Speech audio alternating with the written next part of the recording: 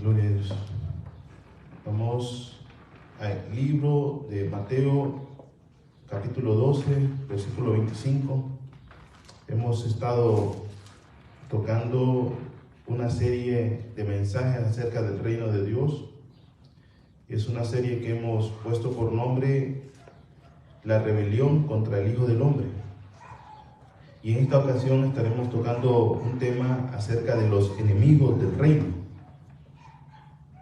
Mateo 12:25 dice su palabra, en el nombre de Jesús dice: y Jesús, como sabía los pensamientos de ellos, les dijo: todo reino dividido contra sí mismo es desolado, y toda ciudad o casa dividida contra sí mismo no permanecerá.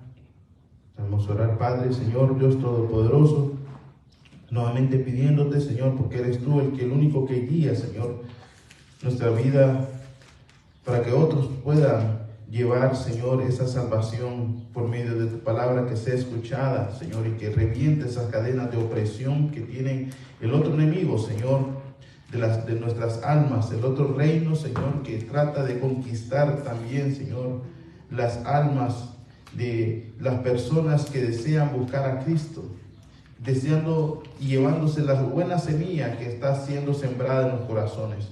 Te lo pedimos en el nombre de Jesús, que con poder de tu Santo Espíritu, los corazones, las personas que deseen escuchar tu buena palabra, sea cuidada esa semilla. Que hoy, al poner atención, Señor, por medio de la enseñanza, sea tú trayendo esa luz para que puedan conocer de que hay enemigos de los cuales pueden hacerlos salirse del reino tuyo, Padre. Ese reino de los cielos que se establece en justicia, en paz y en gozo, Señor. Te lo pedimos en el nombre poderoso de Jesús, Señor. Te damos gracias, Señor. Padre, en el nombre de Jesús. Pues su palabra nos enseña que hemos sido nosotros reconciliados con Dios. Es decir, por la muerte de su amado Hijo, nosotros hemos sido reconciliados al reino de los cielos. Eso quiere decir de que éramos nosotros antes pertenecientes a un reino de las tinieblas, y por medio de la vida que fue derramada en la cruz del Calvario, nuestro amado Señor Jesucristo nos pasó a un reino, que ese reino se divide en dos etapas. Un reino que hoy mismo se está llevando a cabo en los corazones de los creyentes, pero también se está estableciendo y se establecerá en un cumplimiento literal que será en un tiempo futuro. Ese reino es un establecimiento de gozo, es un establecimiento de justicia y es un establecimiento de paz con Dios, pues aquellos que han sido perdonados sus pecados tenemos paz con Dios. En el reino tenemos también una responsabilidad de dar ese evangelio. Tenemos, y todo aquel que ha venido al reino de los cielos tiene esa responsabilidad de dar un pan a los hambrientos. ¿Quiénes serán los hambrientos? Me dirá usted, hermano Alex. Los hambrientos son todos aquellos que desean conocer al Señor. Y hoy nosotros, pues, que hemos venido a su reino, conocemos de sus riquezas. Estábamos leyendo una parábola que dice que el reino de los cielos es como aquel amo de casa que es puesto sobre todos los bienes de su amo, y saca de las cosas viejas y saca de las cosas nuevas también para darlos.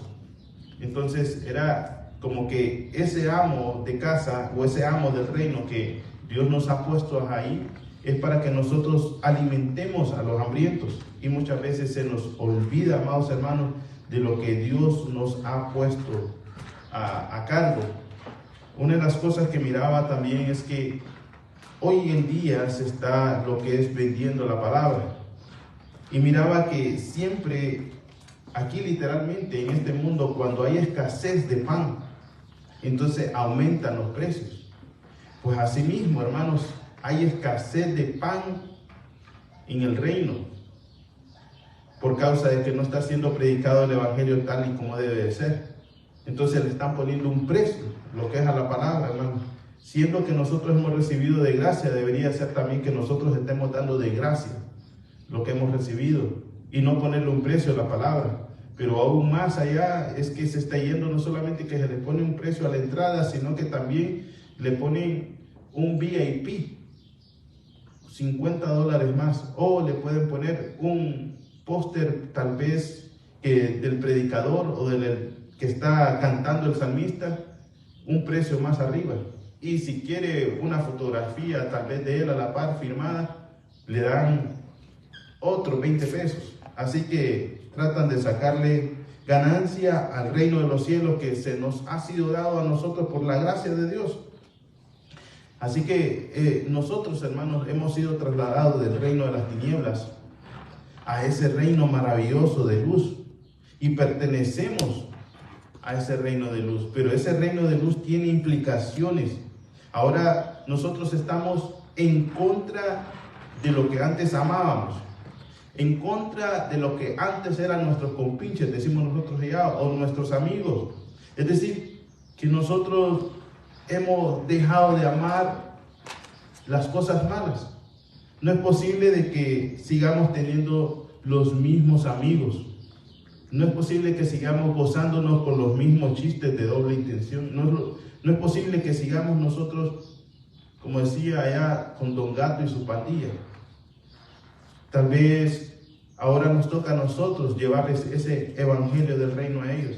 Y como siendo luz nosotros y perteneciendo al evangelio, a este reino de Dios, no nos van tal vez a estimar como antes nos estimaban. Pero tenemos esa obligación de parte de Dios de llevarles las buenas nuevas. Si antes nos gozábamos con la injusticia, ahora debería de ser que nosotros lloremos con las injusticias que se están realizando en el mundo o dentro de la misma iglesia. Es lamentable, pero eso está pasando. No deberíamos nosotros de gozarnos. Deberíamos de aprender a rechazar esa injusticia, hermanos, y deberíamos de aprender a desear orar, porque en el reino de los cielos, hermanos, les notifico que se ora. Hay unos hermanos que no oran. Les notifico que se lee la palabra.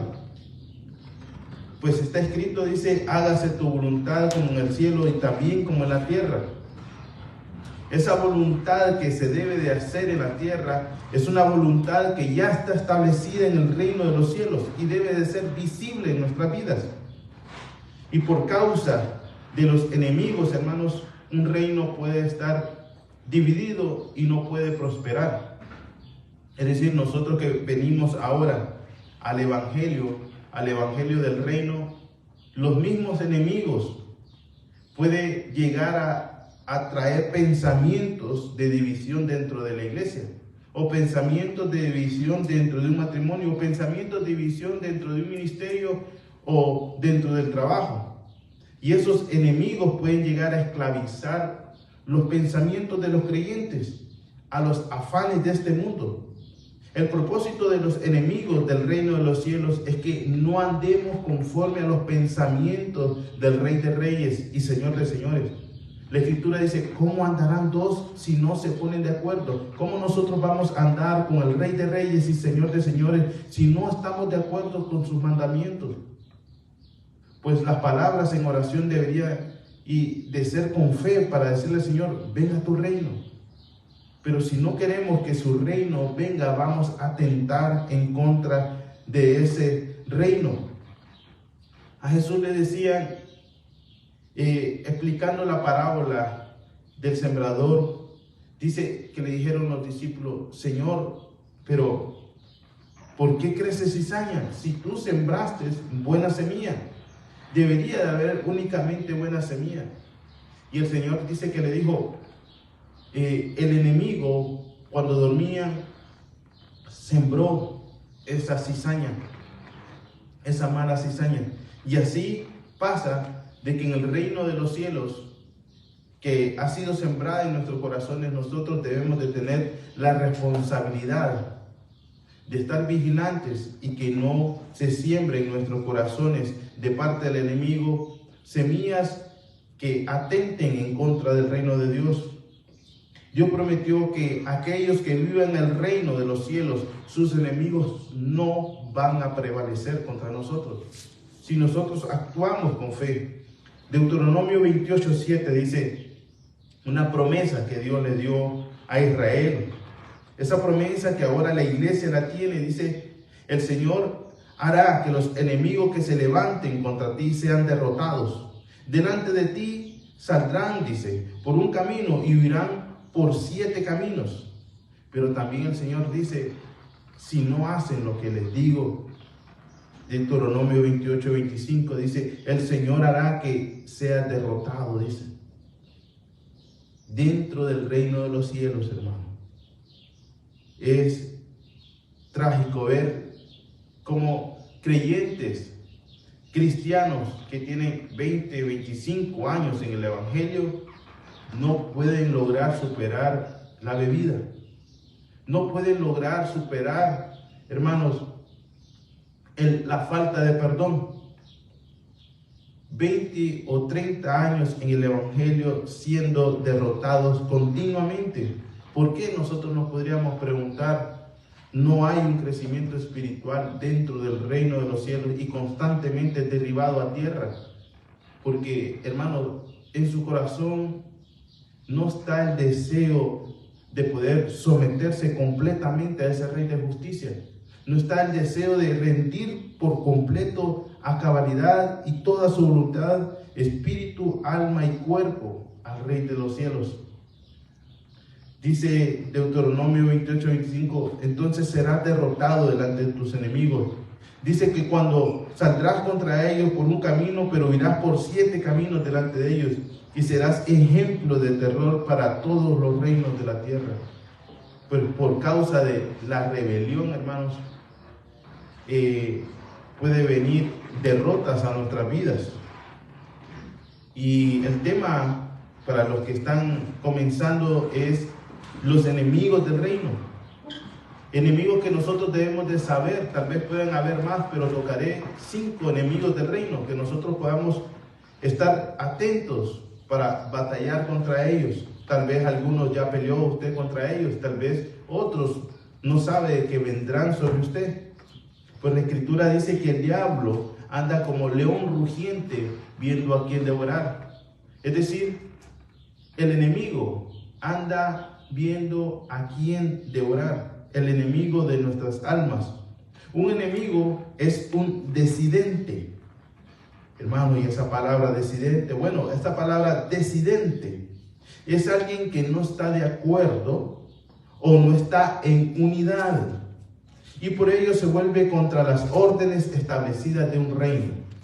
Es decir, dentro del reino de los cielos hay personas decidentes. Dentro del Evangelio hay personas que no están en unidad. Hay personas que se vuelven en contra del orden establecido por Dios. Ahora, después de la pandemia, es muy trágico ver de que dicen de que no hay necesidad de congregarse. Pues la Escritura no dice eso. La Escritura dice de que nosotros no nos dejemos de congregar, como tienen algunos por costumbre. Tampoco dice la Escritura de que nosotros no debemos de someternos a ninguna autoridad. La Escritura dice que Dios, en Efesios 4:11, que dio apóstoles, pastores, evangelistas, maestros, profetas. Dice, para la edificación del cuerpo de Cristo, para que nosotros lleguemos a la unidad de la fe. Así que un decidente es aquel que nunca está de acuerdo. Lo peor que puede pasar en un creyente es que sea decidente, hermanos, del reino de los cielos y sea un decidente de las tinieblas. ¿Cómo así? Me dirán. Bueno, que no está de acuerdo en el reino de los cielos con las órdenes o la forma de que Dios dice, sin santidad nadie me verá. Pues se han sacado doctrinas extrañas diciendo que el que confiesa a Jesús como Señor y Salvador es salvo, siempre salvo. Y no es así, debe de tener frutos dignos de arrepentimiento, que confiesen su nombre. Para una persona que dice que está practicando la fe y se va en contra de practicar y de vivir santa y piadosamente, se va en contra de los atributos de Dios, de su atributo que es santo y se vuelve en contra de su reino, siendo también partícipe del reino de las tinieblas, es decir, que está trabajando sin saber para el reino de las tinieblas. La Escritura en Apocalipsis le llama a estos tipos de disidentes, le llama: por cuanto no fuiste caliente ni frío, sino que fuiste tibio, te vomitaré de mi boca. Estos disidentes son tibios, son tibios. Cuando el reino de Dios viene, siempre hay restauración de todas las cosas. ¿Por qué nosotros no podemos ver restauraciones en muchas áreas? Tal vez de nuestras vidas, tal vez en los ministerios, tal vez en los matrimonios. Porque uno es disidente, porque uno no está de acuerdo en caminar en unidad por las órdenes establecidas de Dios. Dice Amos 9:11: en aquel día levantaré el tabernáculo de David y repararé las brechas, levantaré las ruinas y las reedificaré como en el tiempo pasado. Y estas mismas palabras fueron las que el apóstol Pedro declaró en el concilio, haciendo ver de que este evangelio del reino había llegado a los gentiles también, y que Dios había llegado el tiempo en que restauraría el tabernáculo caído de David, repararía las brechas y que levantaría las ruinas y edificaría como en el tiempo pasado. Si Él lo dijo, así es. Se habla acerca del alfarero que está trabajando con la vasija de barro y dice que esa vasija se le cayó. No fue porque la culpa la tenía el alfarero, fue porque la tierra con la que estaba trabajando, el barro con la que estaba trabajando, era disidente, es decir, una tierra rebelde. Así que Dios dijo: yo volveré y haré una nueva vasija. A eso es lo que se refiere. Un enemigo es alguien hostil, está fuera de orden. Un enemigo significa adversario. De ahí es donde sale el nombre de Satanás, porque la palabra significa adversario, y un adversario es alguien que hostiga. Así que si en el mundo espiritual se siente hostigado, es porque está fuera de orden o porque realmente el enemigo lo está hostigando. Así que el primer enemigo que nosotros podemos ver en el reino de los cielos es la incredulidad. La incredulidad es el primer enemigo que puede tener una persona. La incredulidad es la falta de fe, pues por la fe todo fue hecho. Dios, sin ver, por medio de su palabra, hizo cielos, créanse, tierra, créanse. La fe es el vehículo donde Dios se mueve. A Dios lo mueve la fe. Es decir, si una persona tiene fe, ahí Dios va a empezar a actuar en esa persona. La incredulidad es el primer enemigo a vencer para que una persona pueda reconocer que Jesús es Dios.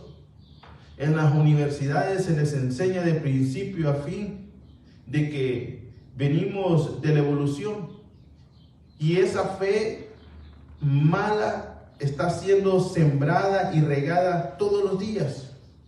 Está atentando contra el reino de los cielos.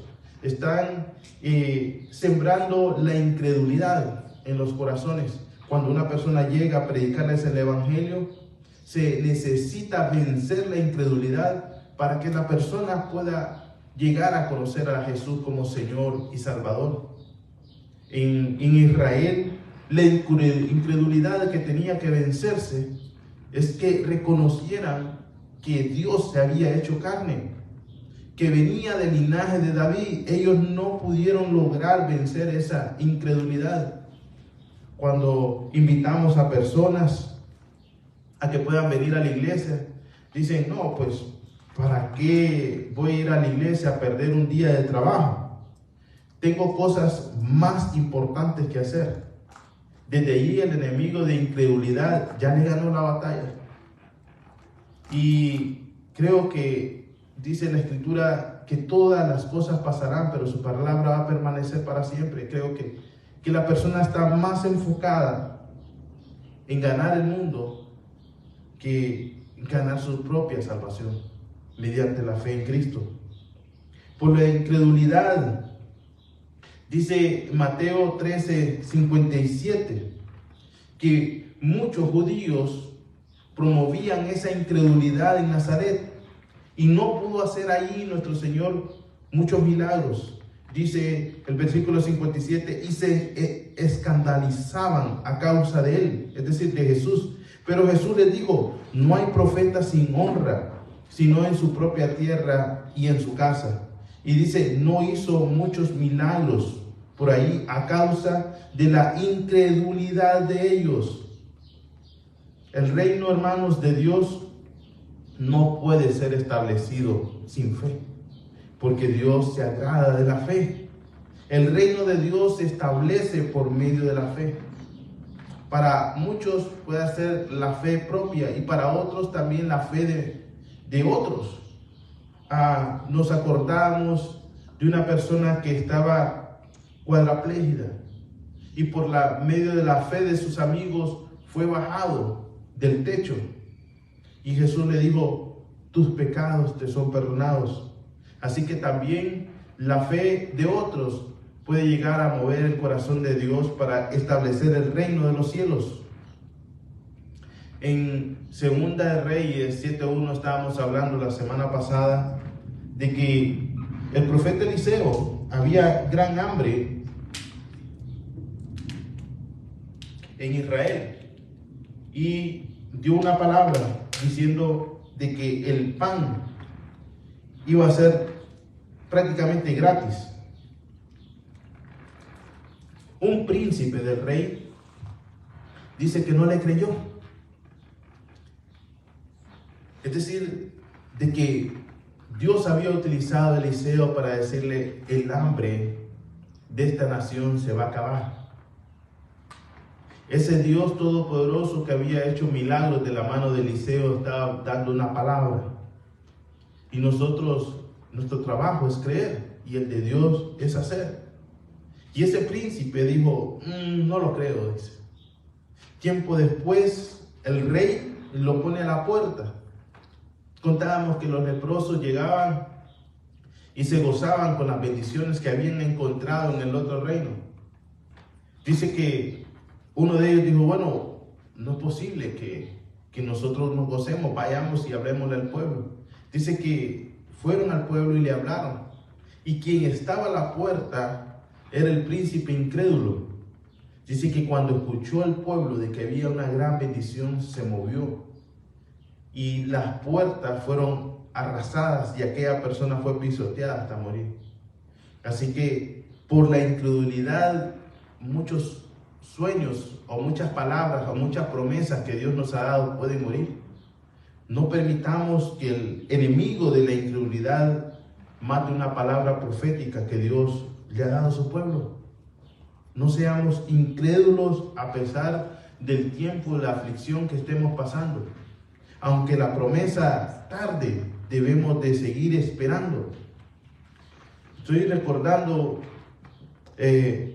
un testimonio de un hermano que me dijo, hermano, yo esperé a mi jefe hasta las 8.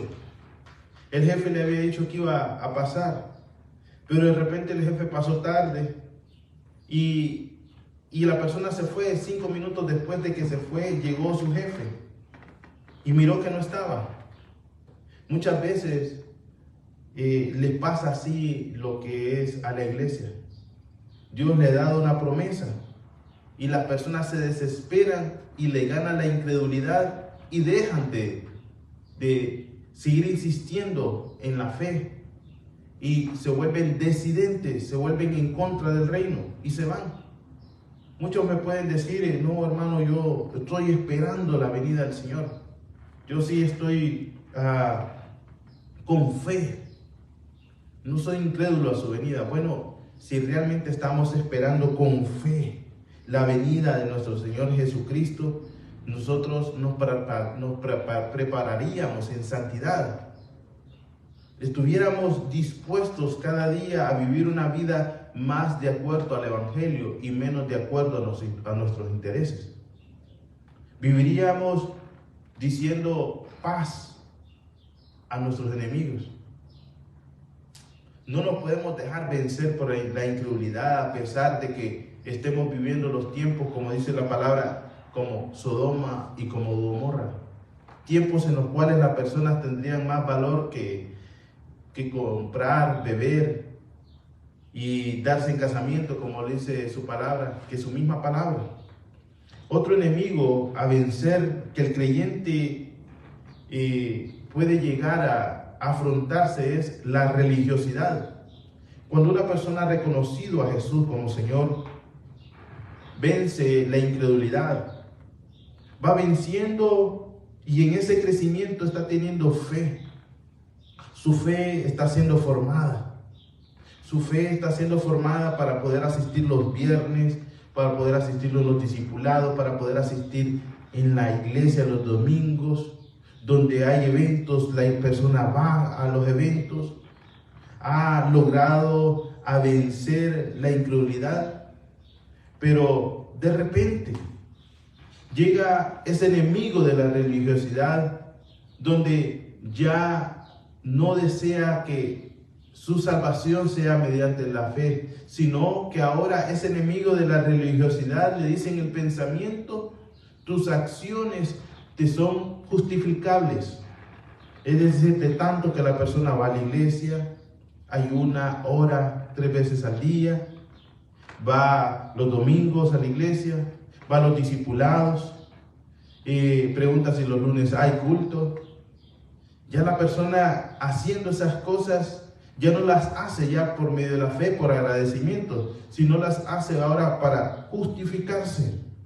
Dice Mateo 23:13. El enemigo de la religiosidad, amados, no puede llegar a atacar al mismo reino que servimos.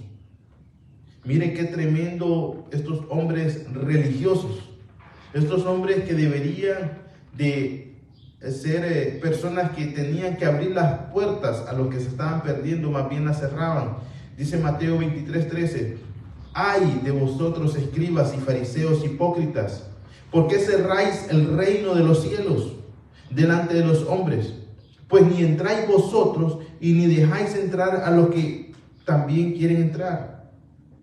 Eran hombres que no querían ser parte del reino de los cielos, no querían nada de santidad, no querían nada de justicia, no querían ser hombres con temor de Dios, pero también que no querían que otros entraran. Y dice el 14, ay de vosotros escribas y fariseos hipócritas, porque devoráis las casas de las viudas como pretexto para hacer largas oraciones, por eso recibiréis mayor condenación. Ay de vosotros, dice, escribas y fariseos, porque dice, recorren el mar y la tierra para ser un prosélito. Es decir, eran personas apasionadas para predicar, eran apasionadas para llevar el evangelio, pero lo hacían sus discípulos y no los discípulos de Cristo. Nosotros en el reino de los cielos tenemos que hacer discípulos, pero no discípulos de un ministerio, sino discípulos para Cristo. Debemos de enamorarlos de Cristo. Dice, ay de vosotros guías ciegos, que decís, si alguno jura por el templo no es nada, pero si alguno jura por el oro del templo es deudor. Insensatos y ciegos, porque ¿cuál es mayor, el oro del templo que santifica el oro? ¿Qué es mayor, la ofrenda, diría yo, o las personas? Diría yo, ¿qué es mayor, el diezmo o las personas?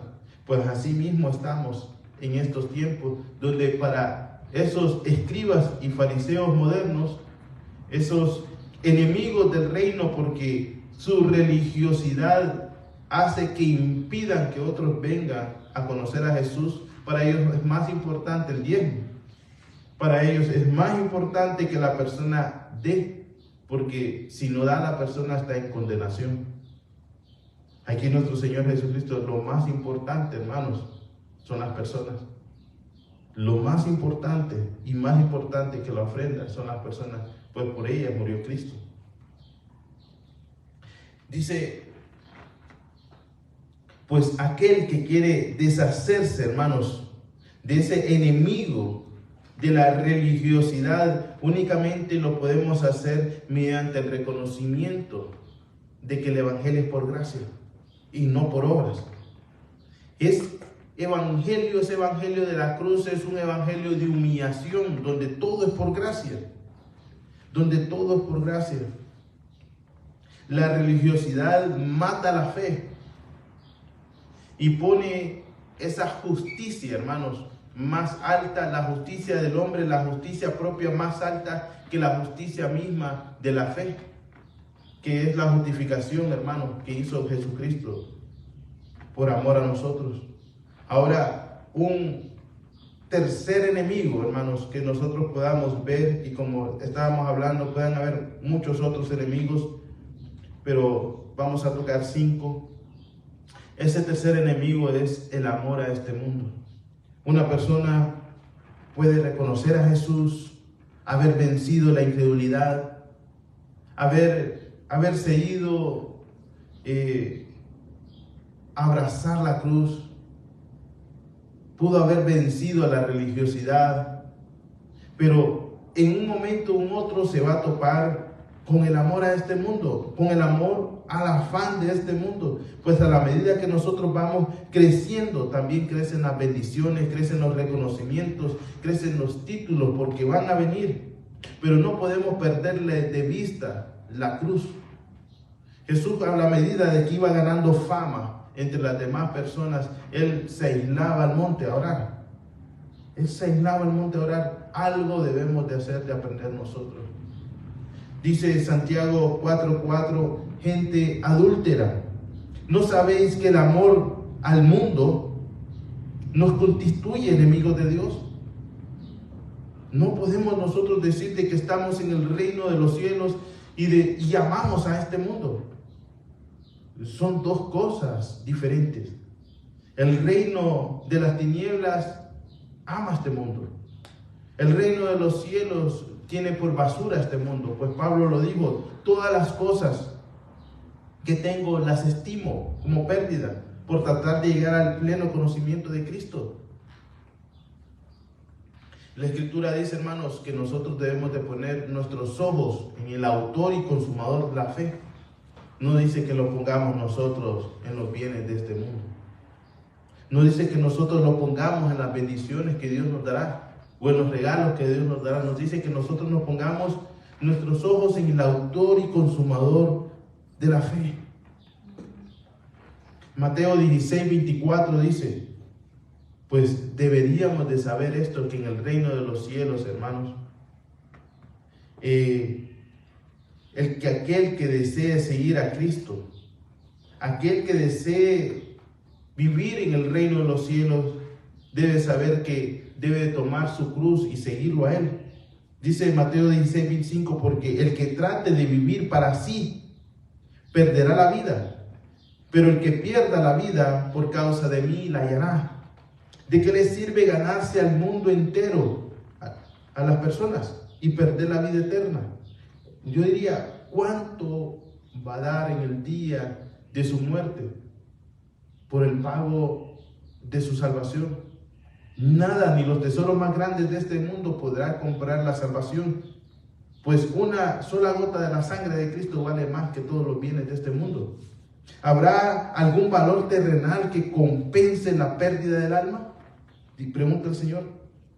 Y el 27 dice, yo, el Hijo del Hombre, vendré con los ángeles en la gloria de mi Padre y juzgaré a cada persona según sus obras. No amemos a este mundo, porque este mundo pasará, hermanos, con todos sus deleites. El cuarto enemigo, hermano, del reino es un evangelio extraño que está entrando al reino.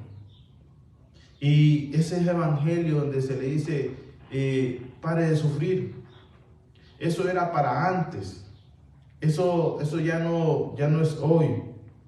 Pues todos los apóstoles murieron, hermanos, en un sufrimiento. El único que no murió fue el apóstol Juan, pero aún pasó por tormentos y sufrimientos. Y aún en Apocalipsis dice, y dice, yo Juan, consiervo en vuestras tribulaciones. Así que todos los apóstoles pasaron grandes tribulaciones. 1 Pedro 5:8 dice, sed sobrios y velad, porque vuestro adversario el diablo, como león rugiente, anda alrededor, buscando a quien devorar. Un ciudadano del cielo, hermano, es alguien que en algún momento de su vida va a sufrir persecución a causa del reino. Y nosotros no podemos volver atrás, porque no somos de los que retroceden para perdición, hermanos. Debemos de decirle al Señor en medio de cualquier situación, Señor, gobierna mi vida. Yo no quiero hacer mi voluntad, sino quiero que tu voluntad sea establecida aquí en este corazón. Doblega mi corazón, doblega mi voluntad.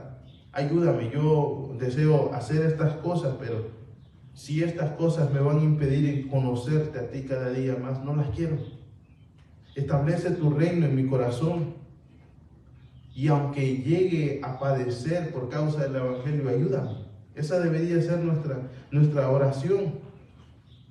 Es necesario saber, hermanos, que todo aquel que quiera vivir una vida piadosa, una vida de acuerdo a lo que es el Evangelio, va a padecer persecución. Segunda de Timoteo 3:12 dice, todos los que quieren vivir piadosamente, es decir, conforme a un evangelio santo, van a padecer persecución. Toda persona que está buscando la santidad, la luz de gloria de Cristo, le buscarán a tratar de apagar esa luz. Sea hijos contra padres, padres contra hijos, sea esposos contra esposas, esposos contra esposas. Toda aquella persona que busca vivir piadosamente va a sentir persecución. Dice 1 Pedro 2:19, pues es digno de elogio.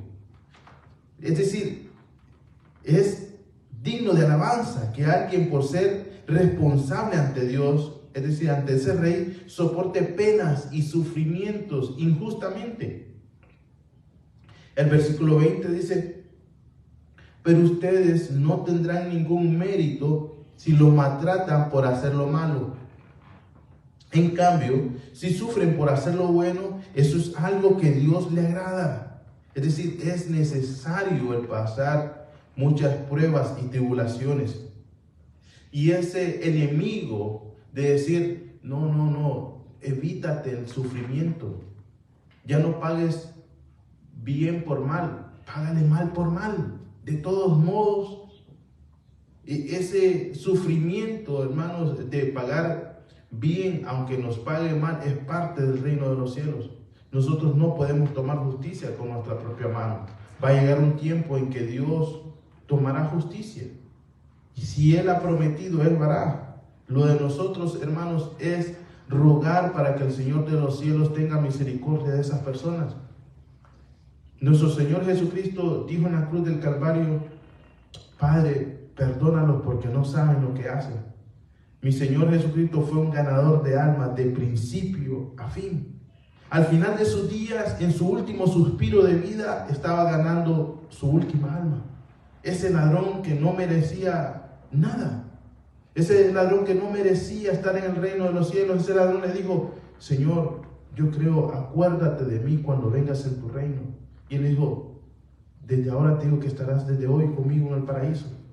Y antes de entrar a este mundo, cuando la palabra estaba siendo concebida en María, ganó esa alma de esa mujer que lo dio a luz. Pues ella misma dijo, hermanos, en un texto en Lucas, dijo, mi alma glorifica al Señor y mi espíritu se regocija en Dios mi Salvador. Este rey que nosotros tenemos, deberíamos de aprender, hermanos, de que una de las cosas importantísimas en el reino de los cielos es ganar almas, pero también es discipular las almas.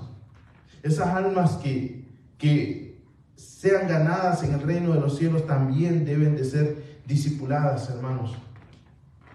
Así que nosotros debemos de enseñar que por medio del discipulado de acercarse más, de conocer a Jesús y actuar más como Jesús, también vamos a sufrir como lo hizo Él.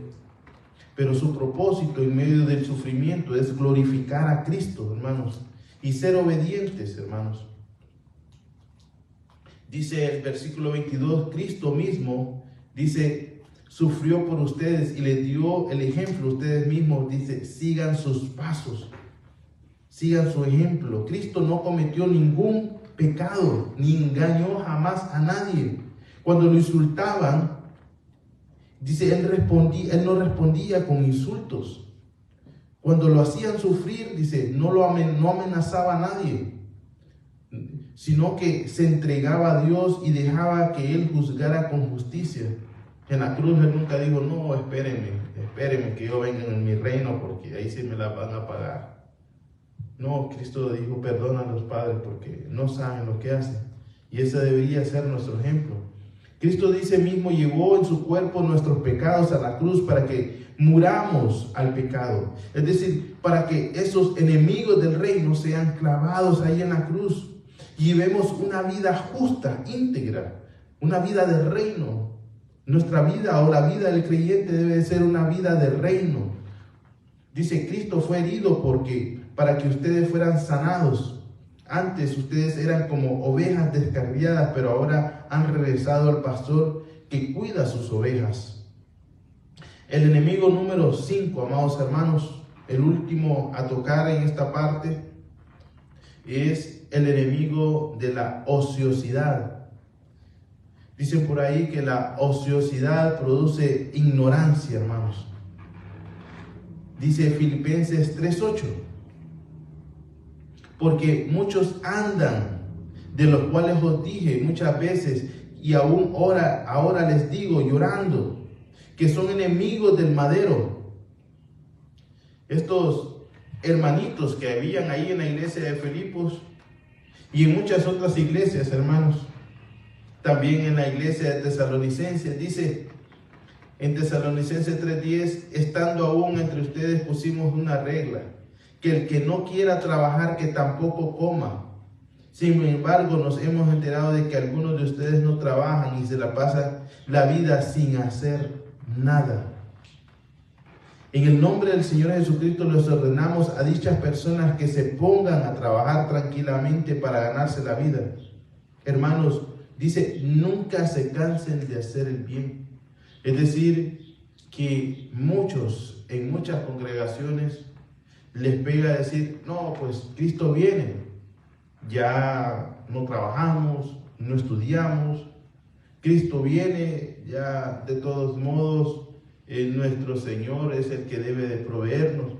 Y personas de que han dejado de trabajar, y más ahora que nosotros podamos ver, hermanos, que aquí se está dando un caso muy extraño en Estados Unidos, donde las personas están esperando pues todos los días la ayuda del gobierno, y personas cristianas donde hay aquí un edicto del reino de los cielos donde se nos manda a trabajar, hermanos, donde se nos manda a no depender de un gobierno humano. Gloria a Dios por las bendiciones que puede dar, gloria a Dios, pero no deberíamos nosotros de depender de una situación financiera de un reino que está bajo las tinieblas, porque puede llegar a traer ociosidad a la vida de las personas. La Escritura nos enseña que aún la hormiga, no teniendo necesidad, en el verano sigue trabajando y acumula para el tiempo de invierno. Aún la hormiga sin necesidad lo hace. Ese enemigo, hermanos, de la ociosidad se puede presentar también en medio de victorias y victorias y victorias que ha presentado tal vez un hijo del reino. En medio puede ser un ministro que ha abierto obras, ha ido de misionero y ha abierto otras obras, y ha abierto y ha ganado batallas y librado guerras espirituales, y de repente esa persona se relaja y se siente que ya lo tiene todo y tiende lo que es a bajar los brazos, Tal caso me recuerda la historia de David, que en medio de sus grandes peleas que estaba estableciendo su reino, bajó los brazos y dejó de ir a la batalla. Pues el dejar de estar ociosos nos enseña a tener una mente puesta en el Evangelio, hermanos.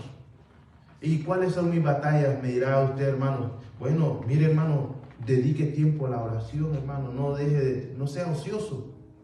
Dedique su tiempo a la palabra. Deje de estar viendo tanto redes sociales. Dediquemos nosotros a la verdad, a conocer su palabra. Cada día, hermanos. Aquí se nos fue un poco la luz. Pero miremos cada día nosotros el amar a Cristo. Vamos a terminar unos 5 minutos porque se nos fue. Así que, hermanos, con esto le puedo pedir, hermanos, de que volvamos al Evangelio.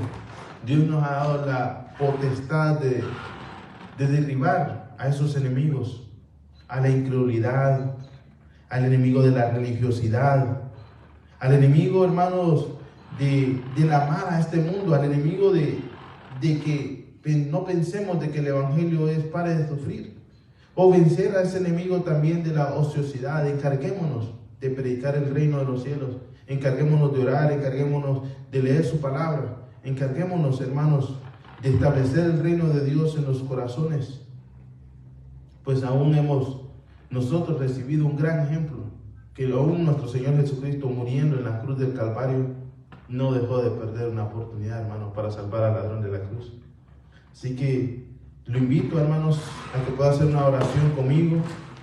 Padre, Señor Dios Todopoderoso, a ti sea la alabanza, Señor, y toda gloria. En el nombre poderoso de Jesús oramos por nuestros hermanos recién convertidos, Señor, que están batallando contra el enemigo de la incredulidad, o por aquellos que se les ha predicado el Evangelio, pero el enemigo de la incredulidad, de la falta de fe, les está robando la bendición. En el nombre de Jesús, permíteles que puedan conocerte, permíteles que puedan entrar al reino de los cielos, a que puedan tener un crecimiento, Señor.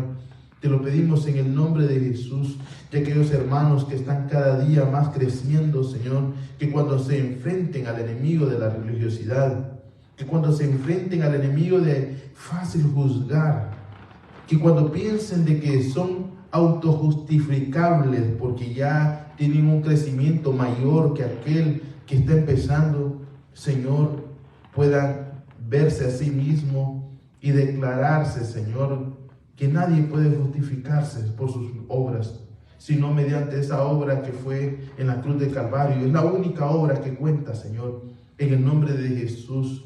Aquellos hermanos que han vencido la incredulidad, Señor, que puedan vencer el amor a este mundo también, que cuando vengan los aplausos, que cuando vengan los títulos, que cuando vengan las invitaciones, Señor, tú puedas poner ese temor reverente de vencer el amor a este mundo, Señor, para que tener los ojos puestos en el autor y consumador de la fe, para poder retirarnos a solas contigo en el reino, Cristo. En el nombre de Jesús te lo pedimos, Señor, que podamos estar trabajando hasta el día, Señor, que tú vengas, que podamos tener los pies en tierra, pero los ojos en el cielo, y decir: Maranata, Cristo viene. Que tú nos encuentres trabajando, Señor, en el nombre de Jesús, que podamos, Dios, glorificar tu nombre por medio del trabajo. En el nombre de Jesús, te pedimos que les dé fuerzas, que salgan de la ociosidad aquellos que están ociosos, Señor. En el nombre de Jesús te lo pedimos. Te damos gracias y te bendecimos, Cristo, en el nombre de Jesús, Señor. Aleluya. Amén.